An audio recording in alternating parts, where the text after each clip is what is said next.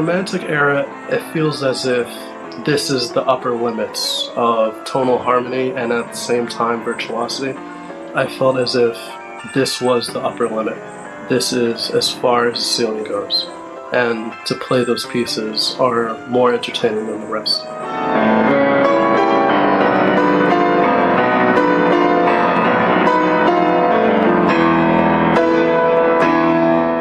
Hello, piano enthusiasts. You're tuned into the Piano Pod with me, Yukimi Song. Today, we're delving deeper into the second installment of this season with a phenomenal Canadian-American pianist and recording artist, Ludovic Zamor. In case you missed our captivating conversation in part 1, where we discussed his latest album, Amor, and explore the fascinating journey from project inception to release date triumphs, and his path to readiness returning to the stage after the pandemic. Don't worry, you can catch up on all the excitement on your favorite podcast platform. A warm welcome to all our new listeners. This podcast is your all-access pass to the captivating world of piano. In each episode of the Piano Pod, I interview a guest speaker who has been breaking exciting new ground in the industry. Please rate the show and review it on your favorite podcasting platform because every rating review will help people find my show. So my friends, here is part 2 of the Piano Pod's Season 4, Episode 3 with Ludovic Zamor. Please enjoy the show.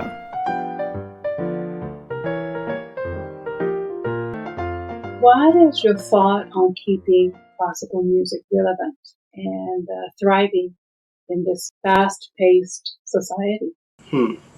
It's a very good question. If you want to hear a very short story, only I think like a month and a half ago was the first time like one of my random friends from out of town, they were coming to New York and they invited me to go to the Brooklyn Mirage. Are you familiar with the Brooklyn Mirage? Yeah, it's and it should actually be like a YouTube video or something. Concert Pianist goes to the Brooklyn Mirage. But as I went there, I was just so overwhelmed because they had lasers, they had fire, they had all this type of stuff. And it was, at the end of the night, I was reflecting and I was trying to say to myself, wow, this is what we have to compete with as classical musicians because we're taking so much stimulus. And then now what I'm doing is almost as if it's back to the basics, it's back to the roots. And how do I guess, show people this rich genre? And that's, I guess, something I've been trying to ponder with for a long time. You go to Carnegie Hall, there's no light show, or at least maybe in Zankel Hall, but in Weill Recital Hall or the Stern Auditorium, there's no light show, there's no fire, there's nothing like that. So it becomes a moral question of what can we do? It's something I've been working with for a long time. And the answer that I'm coming to is just to try and give a very, very pure performance. And hopefully, like you said earlier, maybe they will just be exposed to it and somehow fall in love with it the same way we do. But who knows, maybe there comes an opportunity where you have the concert, piano concert with a laser beam, Maybe. Yeah. I got to interview Michael Kakoff as a first episode of this season, and then we talked about Scraving, and Scraving actually tried to do it, right, with his orchestral work for the, I think it's Opus 60 something, so it's pretty late work, and then, but, with the technology, it wasn't possible at that time, but 100 years later, Yale University made it happen. And then there's like a really, it is even like on his like it's called Paris score of this orchestral work. He puts the specific color that he wanted to produce. So who knows? Maybe that's something that we can think about, right? Then you mentioned that why the belief in the meritocracy is liberating and inspiring. You want to talk about that? Will you elaborate on this? What do you mean by that? Meritocracy. My dad, he grew up in the Caribbean. It's a very, it's almost like a caste system over there.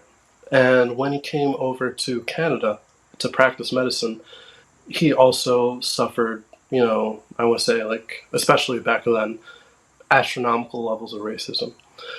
And one thing that he learned and he instilled to his children, instilled to me, was after a certain point, when you become really, really great at your craft, whether it is medicine, whether it's law, whether it is history or music or performance, after a certain level, they don't see a black doctor, they don't see a black lawyer, a black historian, they don't see a black musician, they just see a musician.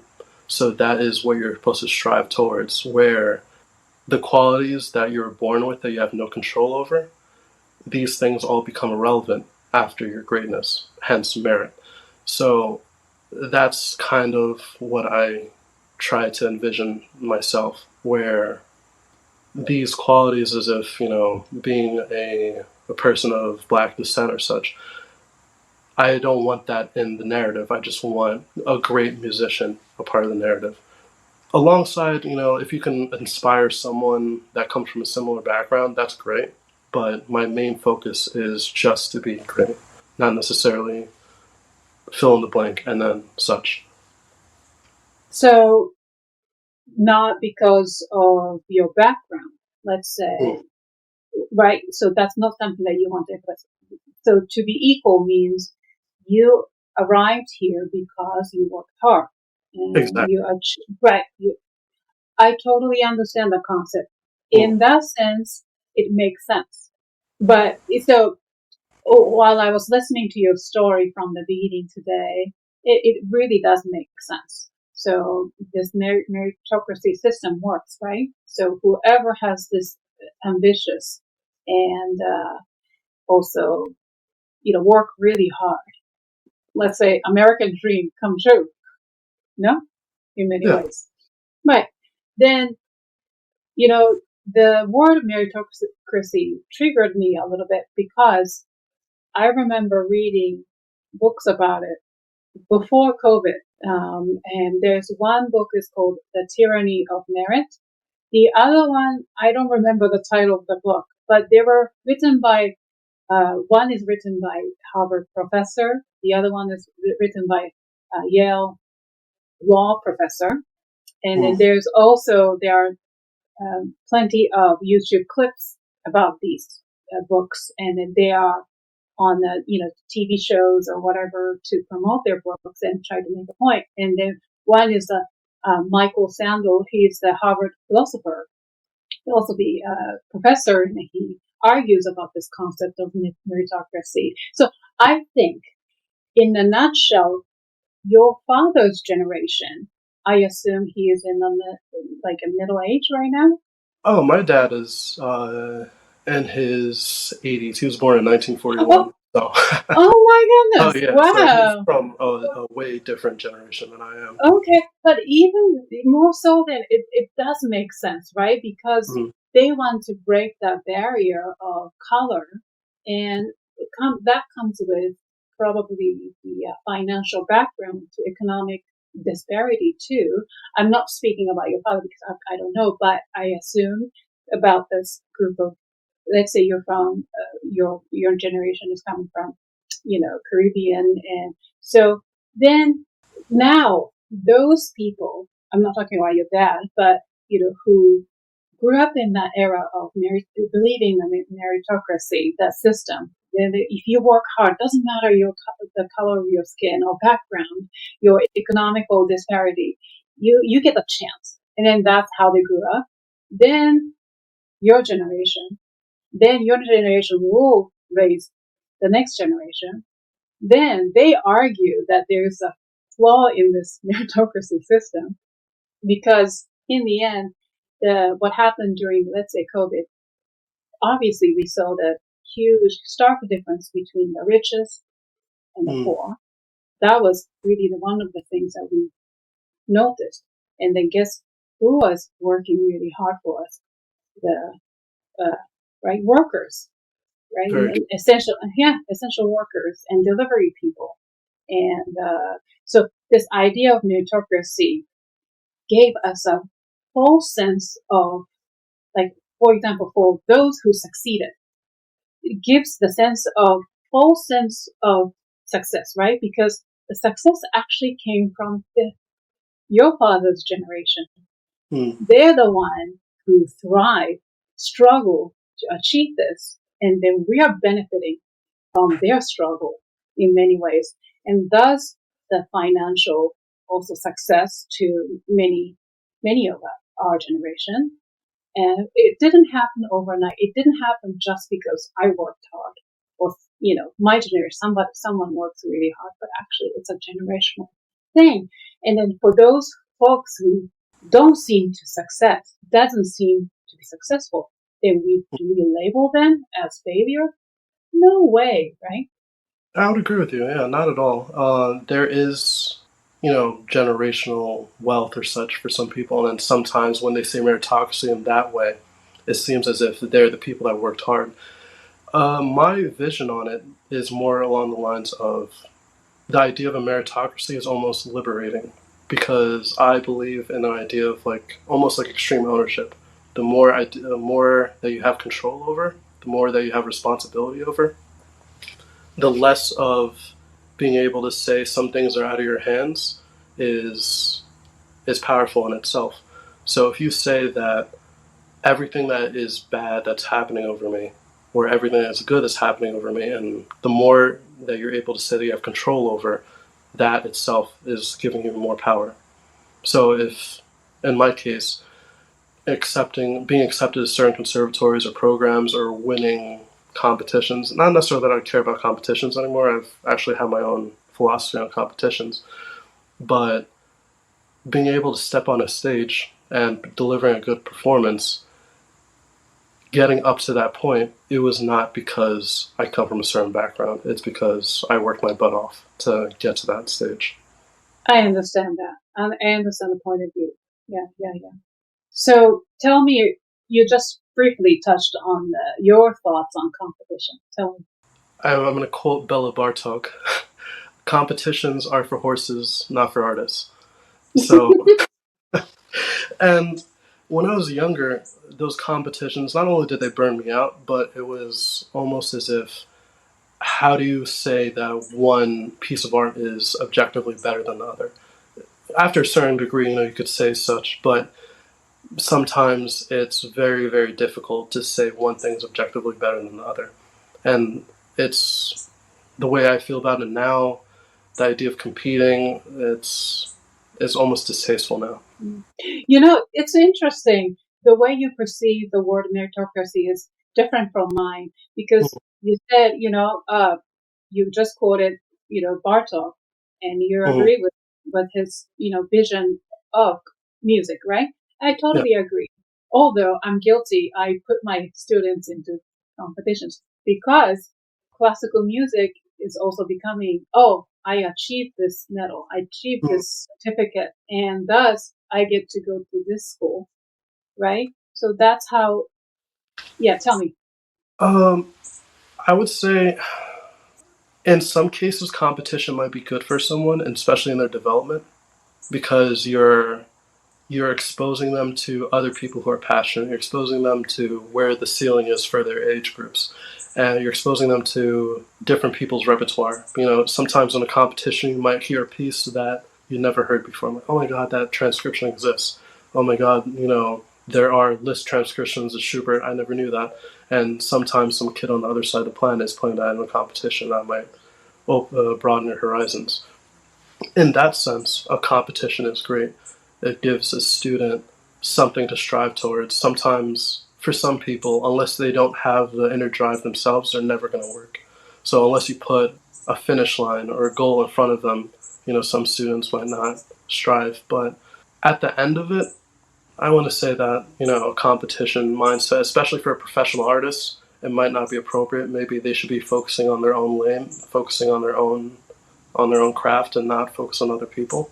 But for a student, maybe maybe that might be different for So competitions is not everything, right? definitely not everything. How do we find the sense of purpose or mission as a classical musician in this world? Being a classical musician or a performer, it is a dream come true. It is it's one of those very, very gratifying jobs because you get to affect people on a large scale every time you perform. And it's one of those jobs that doesn't feel like you're pouring glass into another and then pouring it right back. And it's not as if you're going nowhere.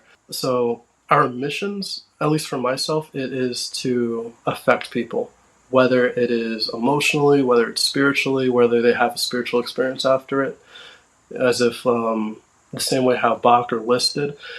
Those are goals. But is every performer supposed to feel that way? I'm not sure. It's tough. But it's very interesting because is every performer supposed to be on a stage? Maybe after sometimes performers retire, they're supposed to go into editorials or go into teaching, or at least that's where I'm looking at it.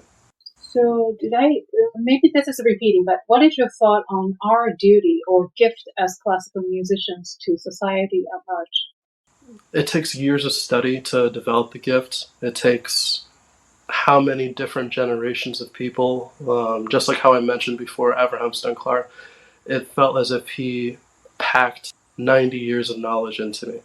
And when you have that responsibility on your shoulders, it's almost as if it's a duty to share that with everybody else. And when you step on a stage, it's that opportune, whether you're streaming it on top of that, but you have 1,000 people in the audience, and you have a perfect opportunity to share what composers wrote and their feelings, and it's almost as if you have a duty to do right by them. I don't even know how to put it. It's I don't want to say like the most important job in the world, of course not, but it's definitely as if you're almost doing like missionary work in a way, kind of. With all the difficult questions, the last question in the philosophical segment of this podcast would be, any advice for younger musicians?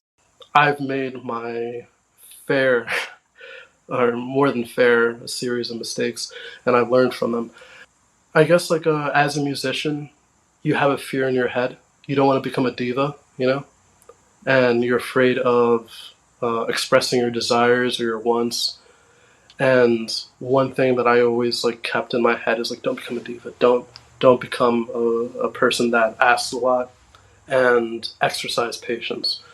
But one thing I've learned, especially in the music industry and how dirty it could be, is if you let people, they will waste your time.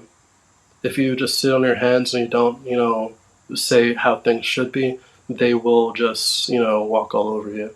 So my advice to young people, especially if you're a musician or a performer, you understand how much practice, how much education it takes to get to where you're going.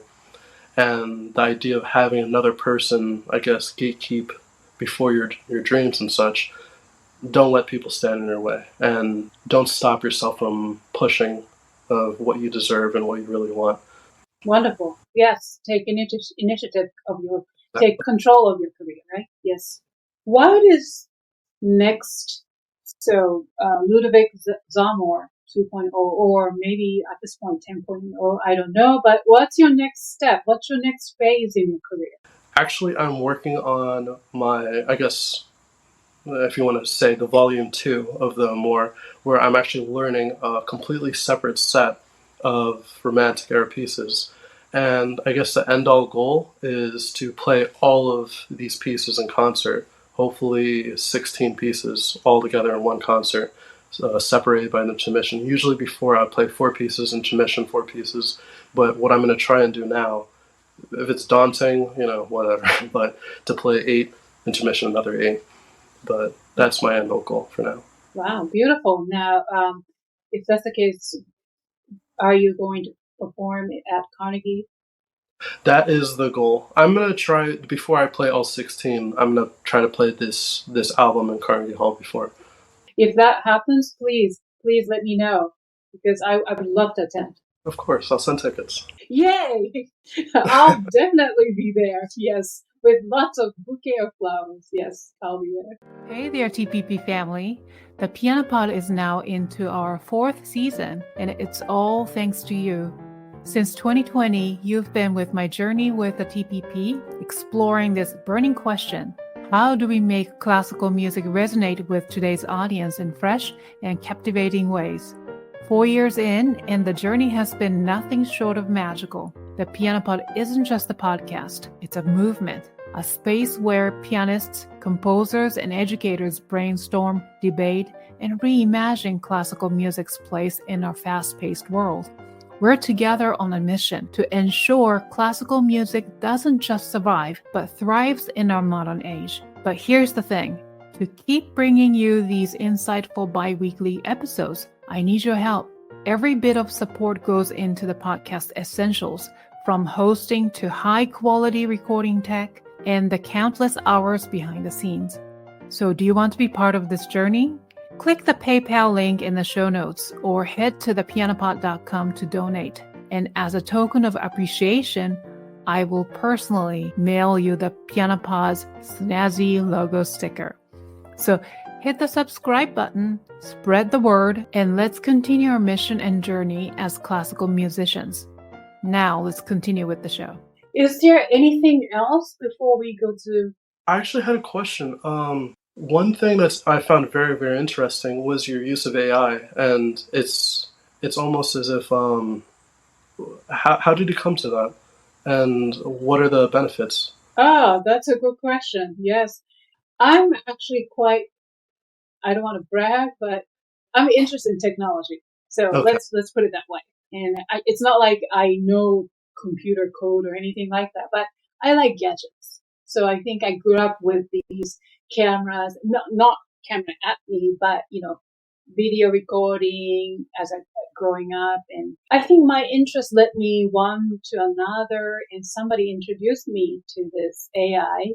It was one of those Zoom meetings, and I noticed somebody else was in the Zoom room, but it's not a person. So I asked this person who is hosting this meeting. I asked him, what in the world is this thing doing?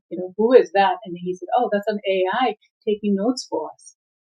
Oh, it's amazing. Yes, it is. Do you find personally, has there been anyone giving you flack because you're a classical musician and then you're on the other side, the really progressive technology, or is it just a welcome combination? I think, I don't separate my world that way. So I welcome because this is who I am. I love something timeless and classic, like classical music, but also in the industry of classical music is evolving too, where a lot of people now, expressing themselves, through classical music, but in a very different ways. As you said, you don't want to, some people don't want to identify themselves as a classical musician with their heritage, right?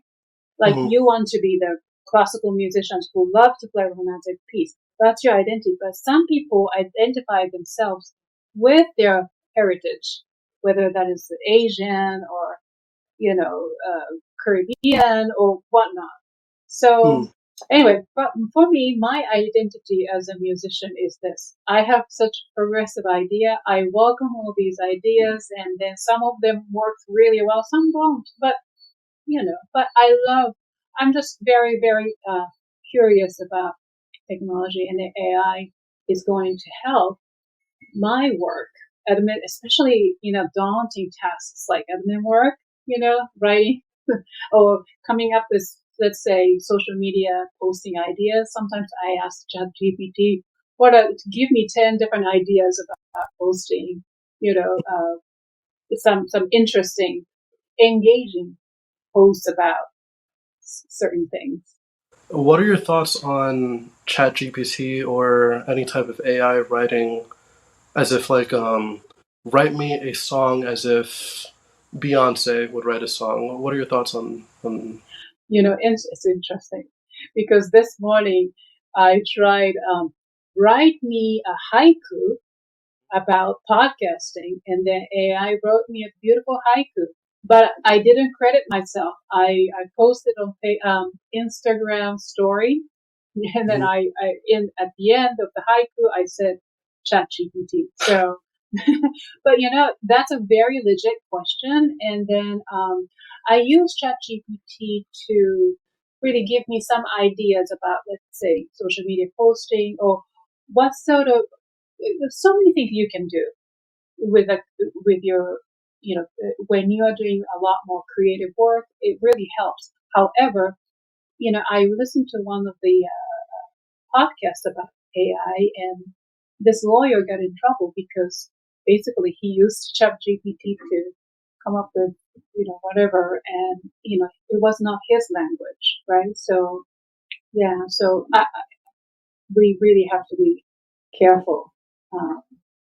Do you see it as a tool, or do you see it as like an intuitive, I guess, separate entity where it's almost like you said, like the lawyer just now, it's almost as if they're cheating or they're plagiarizing, or would you look at it more as if it's a tool that's just a calculator, or Well, okay, so I think in many technologies there is the ups and downs about how we use them, right? So, for example, even like the rise of internet, people are freaking out. Oh, am I going to be able to purchase something online? And then what if somebody stole my credit card information? No. I mean, there's always the bad people, and the way we can use internet can be also bad. There are a lot of predators out there too. I mean, I don't want to talk about something so much darkness about things here, but at the same time, we are able to connect this way with internet. I'm able to do podcasts because of the power of internet. I think it's the same thing with AI. Honestly, I have no intention right now or never to use it to, I don't know, cheat. No way. And then even through this conversation, let's say if I ask AI, write me a script of my podcast, I can totally do that. But do people know that I am just reading off of the script? Yes, they do. And I don't want to do that. Right? So you also have to fact check. Fact checking is something that we all have to do, whether you use AI or not, or internet, like almost like, do you believe everything in internet? No. Do you believe everything that's written on Wikipedia? No way, right? it's very interesting. Yeah. But it's not about me, so. Anyway, but did I answer your question? Yeah, you did. It's very interesting. I'm just one thing that just popped in my head was this: what if they had AI, I guess, finish Mozart, or just or Chopin died very young in age, have AI write pieces in Chopin style and such, or it's just I'm just imagining the possibilities. Well, yeah, there are lots of possibilities like that. In terms of how Hollywood is on strike right now, and I'm just wondering whether they're going to really ban the use of AI or script writers and the use of writers' rooms and everything like that. Or I don't know if you're a movie buff, but if you ever watched the movie Dune, one thing that they instilled in that, I guess, dystopian future is certain amounts of technology are not allowed because they're afraid of sentience within artificial intelligence. So I'm just wondering especially in art, how far is artificial intelligence going to go? I know it's a very interesting topic, but also scary too. I totally understand, and AI takes over everything. Then are we disappearing? Are we disappearing from this earth? By I don't know. Is humanity due for extinction? Probably not, because I would say that you could run a computer program to play music rather, but it will never be the same as a human would, because maybe the part of the beauty is in the imperfection itself. Maybe part of the beauty is in the wheezing as you're recording the album and you're bit by a spider. Maybe that little bit of humanity is what creates art in itself. Who knows? Absolutely, and then that's the point, right? Yeah, yeah. I totally believe in humanity and our ability because of imperfection. I think in the end we win. Yeah, We have to. I'd like to believe that. Now, before going to the next fun segment, let me just remind my listeners that Ludovic's album Amor is available on all music streaming services, correct? Correct. Like Apple. Actually, Apple Music, well, my distributor, they're still writing the contracts with Apple Music, so it will be released soon. Okay, so Spotify, Amazon, for sure. Correct. Everything but Apple Music Classical right now. Got it. And then to learn more about Ludovic's work, please visit ludoviczamor.com, and I will list all the information in the description. So this has been really fun. So before I let you go, we have one more thing to do. It's called the Piano Pod Rapid Fire Questions. And yes, and this is part of the show where I get to ask fun questions to each guest. Now here's a little twist. As silly as these questions may sound, your answers may reveal who you truly are. So are you ready? I'll try my best. Right. Good answer. So please answer them with the shortest responses possible. No explanation is necessary. Understood. All right. Question number 1. What is your comfort food? Burgers. Or no, steak. Steak, rather. How do you like your coffee? Black. Cats or dogs? Cats. Sunrise or sunset? Sunrise. Summer or winter? Summer. Are you a good old paper book user or ebook? Paper book. What is your word or words to live by? Try your best. I don't know. Mm-hmm. Right. What is the most important quality you look for in other people? Discipline. Discipline. Yes, I can see that why after that conversation. All right. Name three people who inspire you, living or dead. Sergei Rachmaninoff, Frederick Chopin, Marcus Aurelius. Then name one piece in your current playlist. Doesn't have to be classical. Okay. Autumn Song by Peter Ilyich Tchaikovsky. Now, last question. Fill in a blank. Music is blank. Music is love. Of course, Amor. That's true. Perfect answer. Ding, ding, ding. You won. So this concludes this episode of the Piano Pod. Thank you, Ludovic, for joining my show today and sharing your stories and insights, expertise. You can learn more about him and his amazing work through his website at ludoviczamor.com. You can listen to his album Amor on all major music streaming services except for Apple Music currently. And all the links are listed in the show notes. And thank you to my wonderful audience and the fans for tuning in. If you enjoyed today's episode, please rate and review it on whatever podcasting platform you use. Remember to hit the thumbs up button, to subscribe to my YouTube channel if you're watching this episode on video. Follow TPP on social media to get the latest piano news via Facebook, Twitter, Instagram, and LinkedIn. I will see you for the next episode of the Piano Pod. Bye everyone, and thank you, Ludovic. Thank you for having me. Thank you. Bye everyone.